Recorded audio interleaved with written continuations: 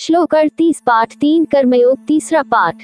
धूमेनाव्रियते वह्निर्यथादर्शो मलेन च यथोल्बेनावृतो गर्भस्तथा तेनेदमावृतम। जिस प्रकार धुएं से अग्नि और मैल से दर्पण ढका जाता है तथा जिस प्रकार जेर से गर्भ ढका रहता है, वैसे ही उस काम द्वारा ये ज्ञान ढका रहता है। 38 व्याख्या। इस श्लोक में भगवान श्री कृष्ण कर्मयोग के महत्व को समझाते हुए कर्मों के प्रभाव और उनके छिपे हुए स्वरूप को स्पष्ट कर रहे हैं। इस श्लोक में उन्होंने 2 उदाहरण दिए हैं। धूमेनाव्रियते वह्नि, जैसे आग को धुएं से ढक दिया जाता है और उसकी रोशनी छिप जाती है, वैसे ही कर्मयोग के पथ पर चलने में हमें कर्मों की सही स्थिति को देखने में कठिनाई होती है। यथादर्शो मलेन च, जैसे दर्पण आईना पर धूल लग जाने से उसकी स्पष्टता धुंधली हो जाती है, वैसे ही हम अपने कर्मों के परिणामों को सही से समझ नहीं पाते यदि हमारी समझ पर अज्ञानता का मल चढ़ा हो।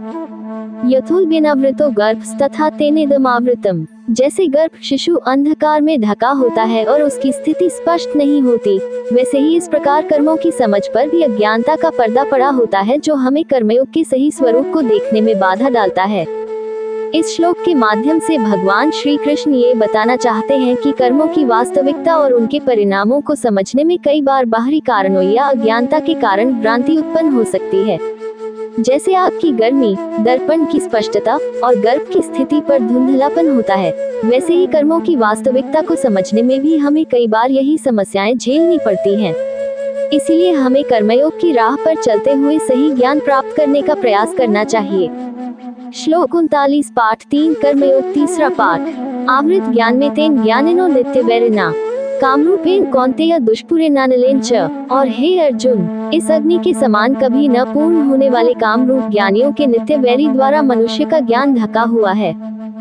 39 व्याख्या। इस श्लोक में भगवान श्री कृष्ण अर्जुन को यह समझा रहे हैं कि ज्ञान को ढकने वाला एक बड़ा शत्रु है, जो काम इच्छाएं है। ये काम न केवल मनुष्य की बुद्धि को धुंधला करता है, बल्कि यह अग्नि के समान दुष्पुर असंयमित होता है, जिसका कोई अंत नहीं होता। जैसे आग निरंतर जलती रहती है, वैसे ही इच्छाएं भी कभी समाप्त नहीं होती और इन्हें नियंत्रित करना बहुत कठिन होता है।